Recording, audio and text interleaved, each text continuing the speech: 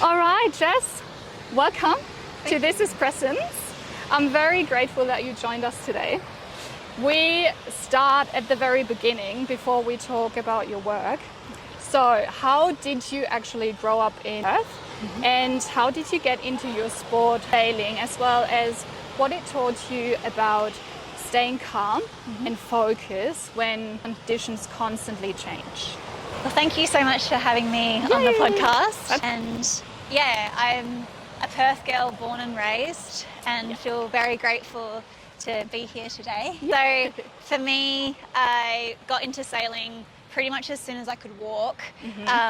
My dad was an avid ocean racer, and the thirst for adventure was like well and truly through his blood and slowly through my blood as well. So the competition started more so when I was 8-9 years old, but before then it was being able to be out immersed in nature on the boat sailing for leisure.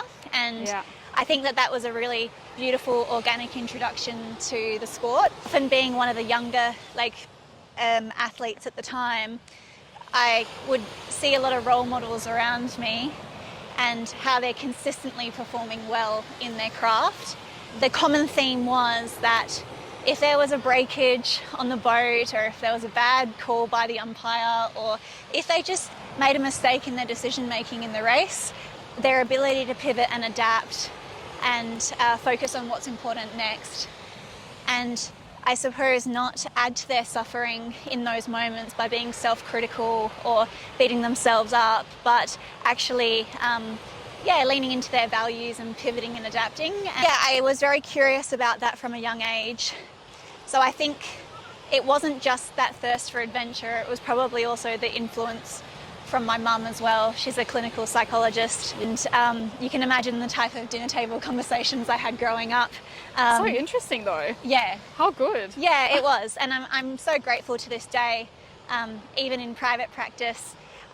Mum and dad work within the same vicinity as where I do, and it's sort of like continuing that legacy and that source of inspiration. So yes, I really do owe it to both of their strengths, and how that has, in psychology we call it nature versus nurture, and how that has really shaped my passions, my interests, but also me finding my own path because I had the opportunities to start in the first place. Given, they actually presented you that, and you're like, yep, that sounds interesting, I'll take it. Had your sailing journey and all the races you did, was there a specific moment where you saw, okay, the mind is a very, very powerful tool in performance? Yes, for sure. So it was in the lead up to the World Championships in Pwllheli in Wales, and it was actually just a regular training session. It wasn't one of the races, but I still remember it to this day. I was about 8 years old, so this was over 20 years ago now, and it's like an embedded core positive memory for me. Wow. And looking back now, I can identify that was a flow state, but at the time I was none the wiser. I didn't realise. Of course, but I think the reason why it was so impactful was just because that embedded learning of how powerful the mind is and how that can influence not just performance outcomes, but also how connected I feel to my craft and what I'm doing, and how present I am. Yeah. So would you like me to share a little bit about that day? Yeah, absolutely. Yeah, totally. When you were 8, right? Yeah, when I was 8. Yeah, go for it. Of course. That's amazing that you can remember. Well, like I said, it was because it was like a real positive core memory. Yes. And, I think of it very fondly. Like, you'll probably notice when I describe it, my whole face light up and I get very passionate and excited because I really do think that experience was the impetus to guide me actually more into doing this as a career and helping other people find a similar experience, whatever their craft is, whatever their performance craft is or modality. So so it was on the Swan River. The yacht club I was at was in like Mosman Park area, and I remember just going out onto the river. It was one of those beautiful days, similar to today actually, where it was like about 8 to 12 knots of breeze, enough for sailing, and a beautiful sunny day, not a cloud in the sky. And There were dolphins like really close to the boat, which is always a sign of a good day. Yeah. And I could smell the smell of the seaweed from shore. I felt the sun beating down on my black life jacket and the bead of sweat like dripping down my forehead and onto my lip, and that taste of the salt. Like, it was so visceral. All 5 of my senses were engaged in that moment. And we're just doing time on the water. We were doing a basic skill of roll tacks. And I remember this one tack that we'd done. We're probably 3 hours into the training session.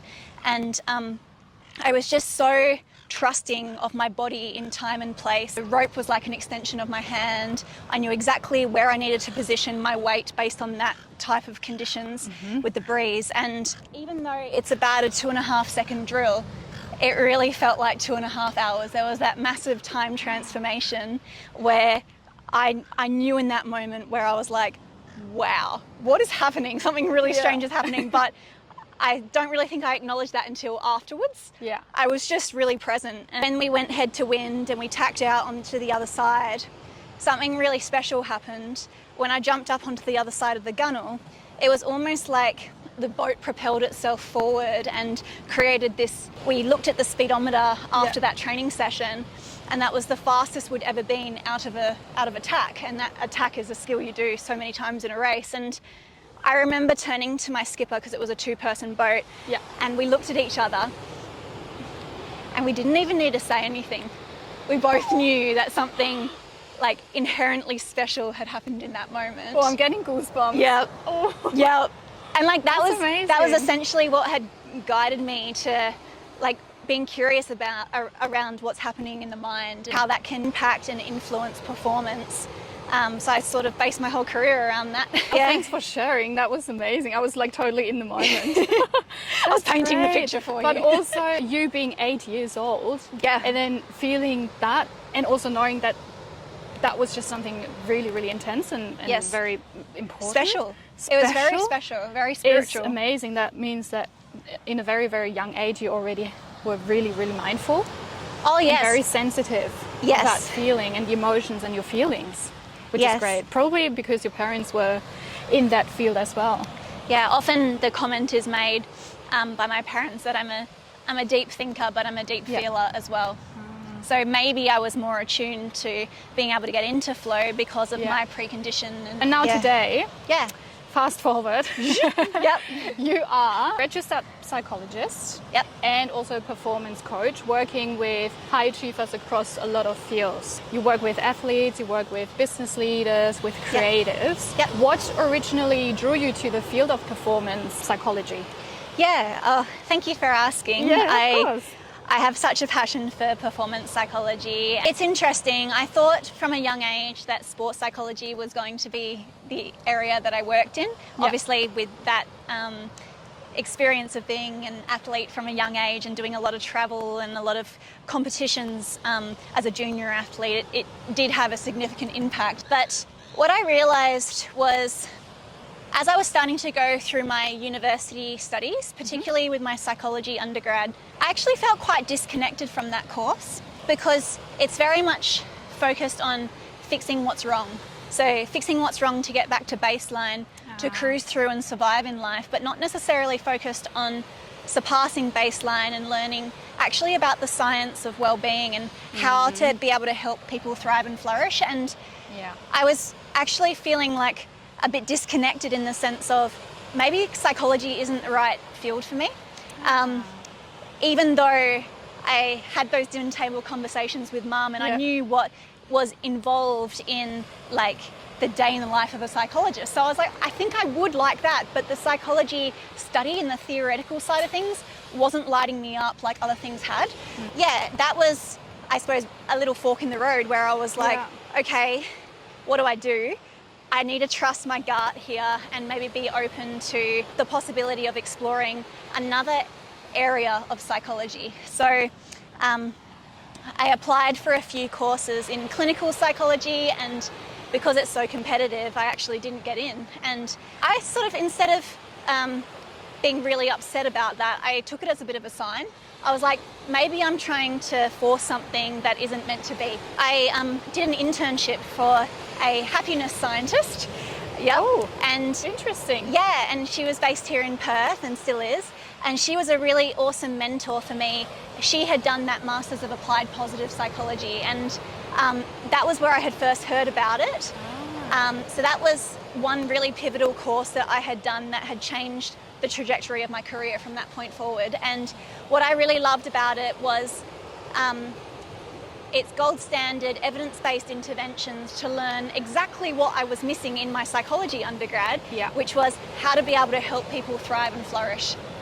And I was studying with not just psychologists, but industry leaders. I've got people from engineering, surgeons, doctors, other allied health practitioners, headmasters and headmistresses, because they're all with the same intention and passion for making the world a better place. And it was like, even the breakout rooms that we had in that course, it was so invigorating and so like inspiring to just know, wow, this person is giving up their busy life to further educate themselves. They're a lifelong learner to make a positive, meaningful difference. And I really think that that also sparked something that I'll likely come back to talk about at another point, but multidisciplinary learning, like learning from other people and also not being stuck in a silo. For me, that Masters was very pivotal, and that was where I first got the idea about starting Flow to Flourish, my business. It felt like there was a gap in the market, and I really wanted to be able to make a positive impact on people who might not necessarily be the clinical population, but that is only a small population of the general population in Australia. The second thing that was quite pivotal to contribute towards my business mission was I had done my coaching course through the ICF, so the International Coaching Federation. I did a lot of research as to what type of coaching course I wanted to do, and this specific course was run by an individual who was a researcher in flow. So it was not just a coaching course, but it was how to be able to become like a flow coach. And I was like, great, that is exactly what I want, because I've experienced it and I want to be able to recreate it and help other people realize it too. So that was also a really incredible course through the Flow Centre. It just organically evolved based on a bit of research, a bit of trust, a bit of intuition of like, no, I will find the right people and the people who are values aligned and interested in the similar thing to me. That's amazing. So good that you originally said no to the study. Yes. Because you're like, nah, my gut feeling says no, so no. And I trust that I'll attract the right people, I'll attract the right path for me. And you open it and there you go. You attracted everything in your life, which is amazing. I do, full transparency, wasn't as easy as that sounds. You know, there was times where I was questioning, am I on the right path? Should I trust my head or should I trust my heart? And, you know, there were times where I was like, what am I doing? Like, I'm not intelligent enough. I'm not, all the imposter syndrome thoughts come in, the A-type personality of like wanting to do really well at things and then being rejected from course after course. It's like, I could have thrown the towel in there and said, nah, I need to go to a whole different profession. But I really do think that, you know, from adversity and being able to persist against adversity, that is where resilience is crafted. And for me, quite a pivotal moment of and a sense of feeling really grateful and proud that I didn't just throw the towel in and that I kept going, because far out, like, never could have guessed it would all work out. But it didn't. It wasn't a seamless, easy process. So I don't want other people to have that illusion that, you know, it was like everything fell into place. It was like, no, I just pivoted and adapted when I was given signs that maybe this isn't the right course. That's okay. Let's just pivot and adapt and focus on what's important next. You worked with it, with the whole situation, and then made sure put in the action as well. That's always very important. So now you have your own private practice, which is Flow to Flourish. So you just told us what actually inspired you, which is amazing. So what is the mission or the goal with Flow to Flourish? Very quite simple. It's to be able to help high achievers to function and perform optimally. And I'm very action focused. So in terms of my approach, like I have really been delving into the science and the application of the mixture of coaching and psychology. Yeah. And there's a whole field of coaching psychology, and I feel like that is probably the best way I could describe my approach. So I've taken all the psychology foundations from my degree and my undergrad and also my master's, Yeah. but then also in terms of refining my ability to build high quality connection with other people and to really strengthen rapport and to put first and foremost a real emphasis on human connection. Yeah. Because at the end of the day, if I'm not relating to the person in front of me, I could do any sort of intervention, Yeah. but it's not going to make a sustainable impact because there isn't that sense of belonging, that sense of authentic, genuine connection. So I felt like understanding the science of coaching and particularly asking the right sort of guiding questions to help the client come up with their own insights Yeah. and their own understanding, and Yes.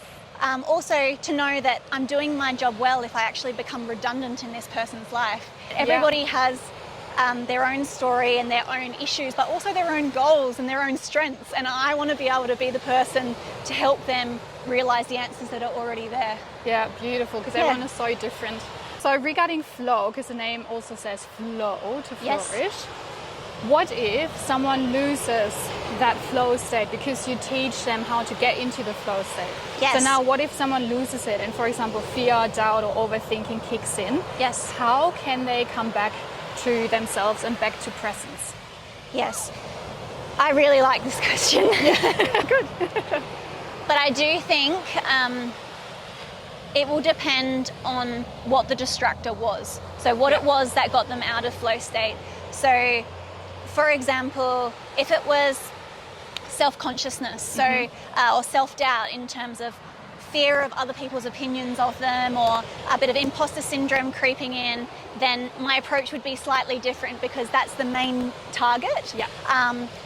For example, noticing what thoughts or what feelings and what behaviours are, in a bit of a pattern or a cycle that Yeah. influence one another.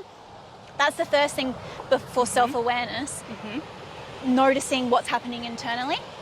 The second part of that is being able to unhook. So I draw a lot on acceptance and commitment therapy, particularly when working with people in high pressure situations. So that's great because that approach aligns really well with my studies and also my passion. If it's self-doubt, self-consciousness, fear of other people's opinions, Yeah. it's noticing what the pattern is between thoughts, feelings and behaviours. And then from there, it's learning ways in which to unhook from that. So we're not trying to suppress the emotion, we're not trying to suppress the thoughts, we're allowing and acknowledging that they're there, but now we're focusing and pivoting to something that's more adaptive, more healthy, or even potentially more useful and important in that moment. Because if we don't do that, then and this is what happens with anxiety or overthinking, we're either worried about future and future outcomes, or we're ruminating about the past, Yeah. and that's what takes us away from the present. Once we unhook from the fear of other people's opinions or self-consciousness, Yes. then we're looking at, okay, how do I pivot and adapt and be psychologically flexible to focus on what's important next? Now, I know it sounds very simple in theory, but actually being able to embed that theory into practices can be quite challenging. So Yeah. often what I do with clients is we'll do real world examples based on their performance context as well. So that's one of the things that I'd focus heavily on first of all, because that's a blockage and a distractor for the individual to get into flow. And flow state is being able to function and perform optimally. Yes. So being able to feel the best that you can, but also perform the best that you can. You cannot have one without the other. Also, a big part of helping them to get back into flow would be a lot around psychoeducation on flow, because this is it's not just a nice to have. It's not just, well, it is an elusive state. It can fleetingly come and go very quickly. So knowing and understanding not just the preconditions, but what it feels like to be in that. And I know you've interviewed people previously that have been in that state. And even when I described my experience earlier in sailing, like there are some fundamental key themes that mirror across people's experiences. And sometimes they're a bit different, you know, like time transformation, for example, in terms of me feeling like this 2.5 second skill is really drawn out. Sometimes it can be the other way around. For example, when I was doing my honours thesis, I remember I was studying and going through the literature reviews of, ironically, flow, like everything on flow, and a bit of a nerd when it comes to that. But I was at my desk for like 11 hours. I hadn't eaten any, I don't advocate for this as a self-care practice, but I was just so absorbed and engaged in what I was doing that it felt like 11 minutes.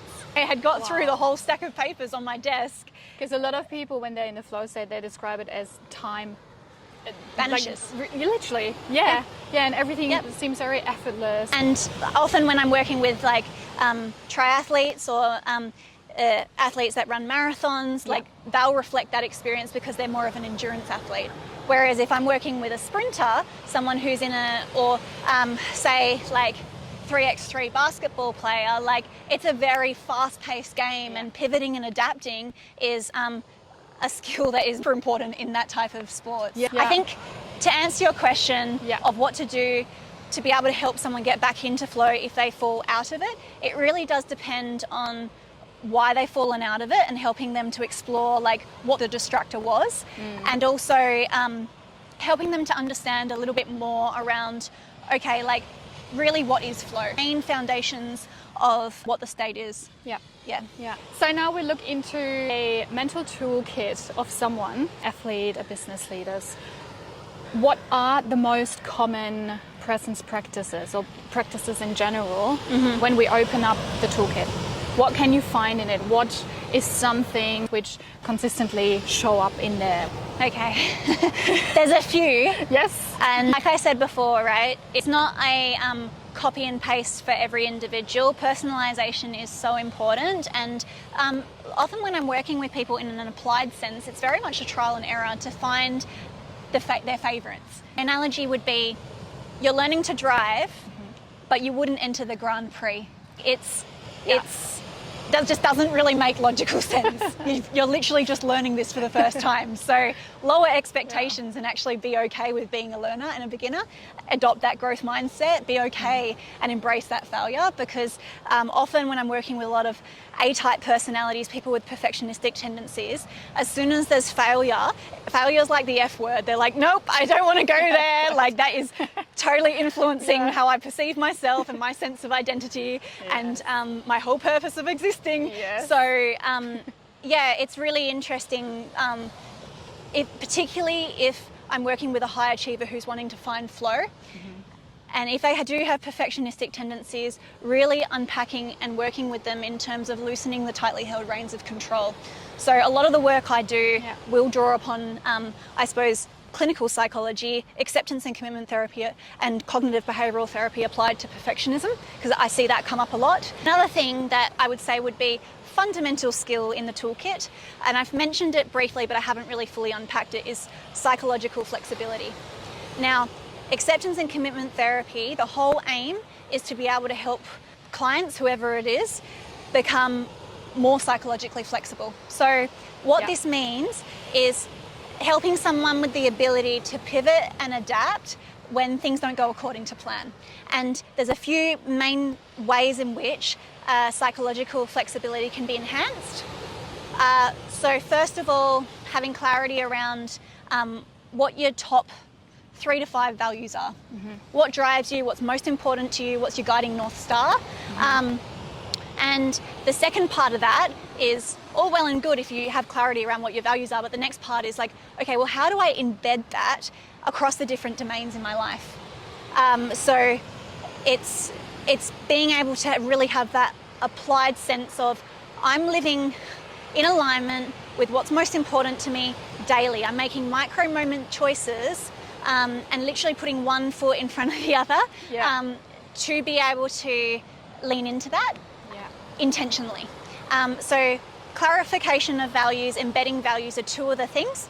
The third one is acceptance. Now, I could talk for the whole podcast around acceptance, but I think as a presence practice, helping people to be more accepting of the curveballs that life throws, or of things that don't go according to plan, or how cruel life can be sometimes.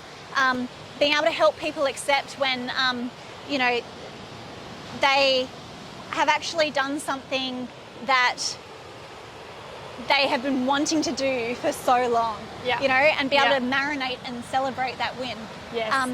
Be able to help people accept themselves. A lot of my practices is around self-compassion. So it's not just this airy-fairy, oh, be kind to yourself. It's actually like acknowledging that suffering is part of the human experience, but we're not alone in our suffering. And to know that we don't need to add to our suffering, like I said before, you know, by leaning into shame, leaning into embarrassment, being really hard on ourselves, because at the end of the day, life is hard enough as it is. I've spoken about acceptance as part of psychological flexibility, and how I find self-compassion often weaves its way into my conversations around acceptance. Diffusion is another part of psychological flexibility. So that is meaning being able to create a bit of distance from not blindly accepting your thoughts as facts. I like to call them, and a lot of my clients know this, I created a metaphor of like popcorn thoughts. So often when I was growing up, we had like a little popcorn machine. It's a little bit of a side story, but it's worth it. It's good. I love popcorn, so go on. Okay, good. If you didn't like it, then the metaphor might not resonate. And I remember pouring the popcorn kernels in, and you wait as it simmers, and then it goes from 0 to 100 real quick. It's like, and I'm like, I have to quickly put the bowl under and make sure it doesn't go everywhere. Pops up, Yeah, I swear I'm not traumatized by it, but it's like, it's a high pressure situation. But it's interesting, right? Like these popcorn pieces, they rise and they fall because of gravity, right? I don't know about you, but in all those times that I was watching popcorn pop, I'd never actually seen a piece levitate in the sky. The only time the popcorn piece will stay in the sky is if you choose to hold it there. So when I talk about diffusion, it's actually being able to let it go and learning how to let it go, because in theory that makes sense, but actually doing that is a bit harder, particularly when we get hooked by limiting core beliefs or things that have been like our frame of reference since we've been yay high or since we've been really young.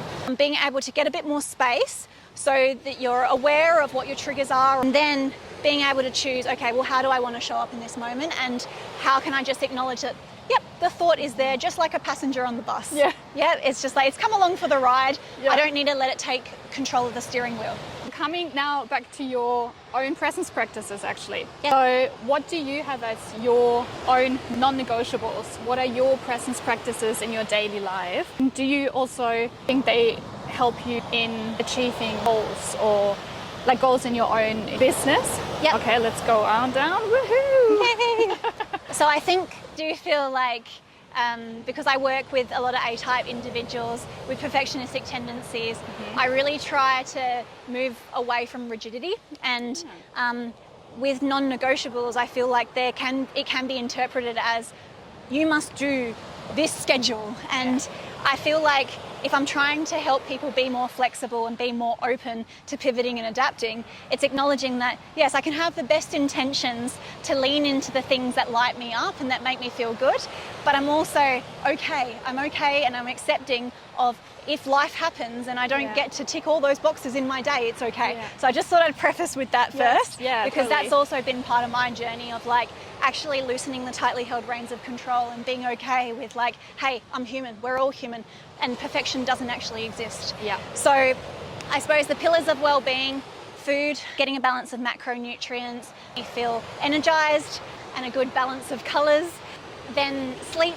So sleep is a really, really, really important part of being able to consolidate learning, and also being able to restore and recharge when you're working with individuals, or even for myself, where it's go, go, go and very busy. So 7 to 9 hours a night.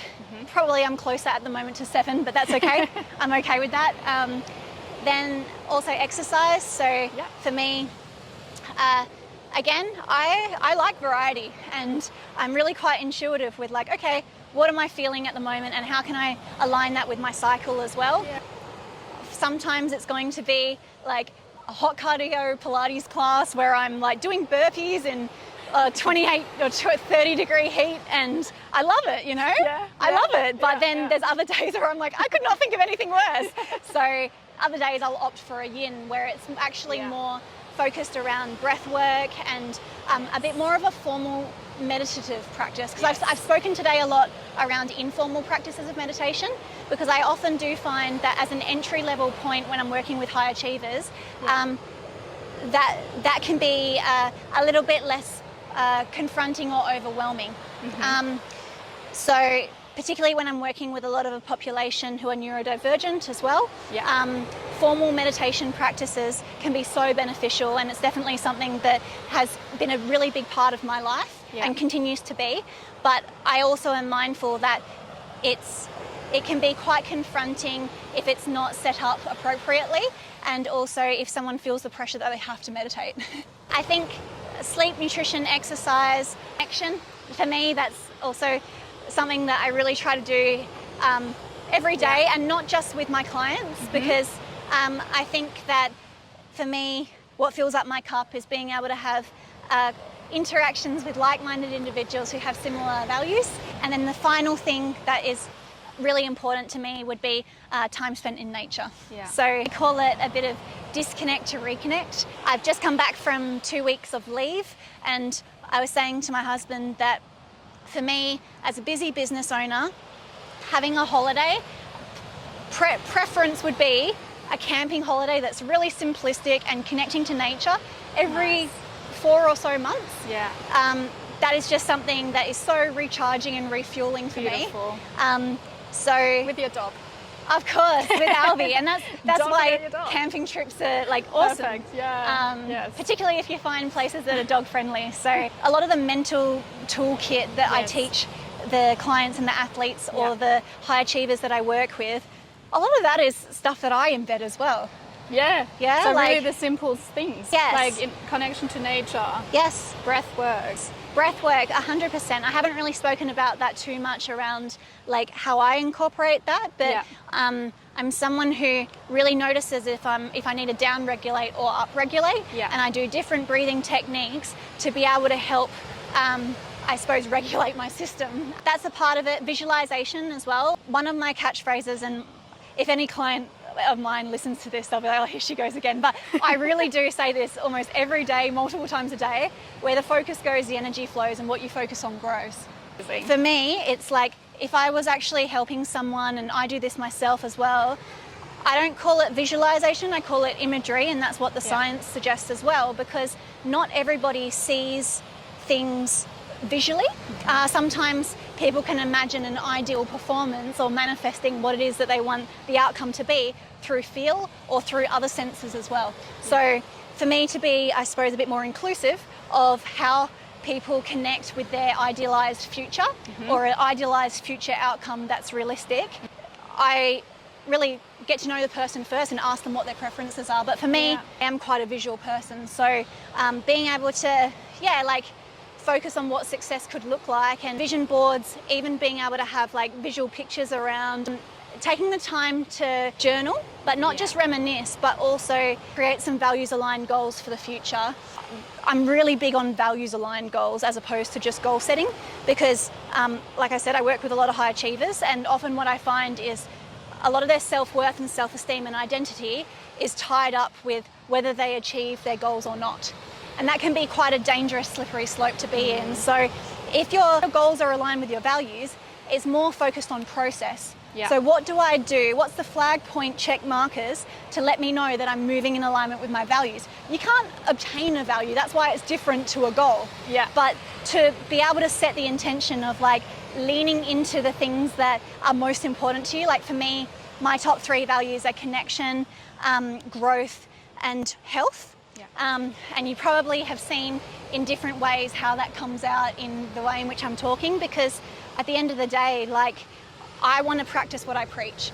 And I think that really shows genuine authenticity with anybody that I'm talking to or working with. Okay, Jess, so Yes. the tools you've just mentioned aren't always for only athletes. How can everyday people adjust and implement those lessons practices in their own everyday life? Yeah, so it's really quite simple. I would say the key intention or the key tool to be able to learn a little bit more about or maybe practice yourself would be psychological flexibility. That can benefit anybody, whether you're a high achiever, an athlete, regardless. So hopefully I've given enough information on what psychological flexibility is. But if it is something that is of interest, by all means, talk to a mentor, talk to a coach, talk to a psychologist, talk to someone who is an expert in this area to be able to help you actually embed it, because that's often the hardest part. You can understand a concept, but it's very different actually putting it into your day-to-day life. So that's one of the things. A second thing would be more around emotion regulation. So setting the intention for responding rather than reacting. So creating a little bit of space between the stimulus, so what has been said, and then how you want to respond, as opposed to, okay, my buttons have been pressed, and you know what your buttons are because you're reflecting and you're being self-aware of your internal state and the relationship between your thoughts, feelings and behaviours. My buttons have been pressed. What would be a values-aligned choice in this moment to be able to respond in a way that's helping me leave the legacy that I want to leave and be the sort of human that I want to be? So in that, I suppose, understand or explore or be curious around what your values are, and also get some guidance if you need a bit of extra help, or someone who's an unbiased third party who's removed from your situation but trained in this area, to help you see how values can be embedded across the different domains in life. It could be in your health, it could be in your relationships, it could be in your career or your education, depending on if you're still at school or studying. It could also be across any performance domain as well. So I think another thing that would be worthwhile talking about too would just be in your life in general, try your best to be open, curious, non-judgmental and kind. If I can leave the audience with anything in terms of like some key presence practices, which has helped me fundamentally in the job that I do, but also the sort of human I want to be, it would be that. Also, would you say something like start with the simple step, because people maybe feel a little bit overwhelmed with like, okay, I don't know where to start. What would you say like the first most easy step they can start with? Let's say breath work, just like sit down, breathe in through your nose and out through your nose. Yes, for sure. Or if you're not really even sure where to start, it's okay to ask for help. I think sometimes the first step is actually putting the ego aside and being like, you know what? I'm really curious about this. I want to be able to have the same passion that Jess has in what her career is, or I want to learn about how to embed this, but I really, no matter what self-help book I'm reading, I just don't have the clarity. And sometimes that process of actually talking it out through with someone can help, not just someone, but someone who's trained in this area can help with those light bulb moments or those insights or those blind spots of like, oh, that's what the first step is. Because I wish I had a magic wand to say, okay, this is a simple procedure, but everybody is different. Totally. It's so individualized and it depends on what skill it is that they're wanting to, like learn and grow in. Perfect. Well, I suppose that was the last question. I've got a little game though. One last game. So it's quick, like this and that questions. And you just answer them with whatever you feel like. So it's called our 5 rapid fire questions in the end. Okay, let's do this. So, first one is early mornings or late creative nights? Early mornings. Meditation or work focus to get into the flow state? If that's answerable. I think meditation or presence or some sort of formal or informal practice of meditation is necessary before getting into focus in work. So I would say that one. Sorry, rapid fire. No, perfect. Podcast learning or reading a book?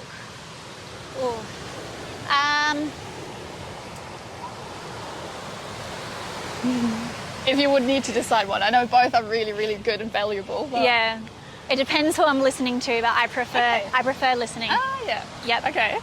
Movement or stillness to reset the mind?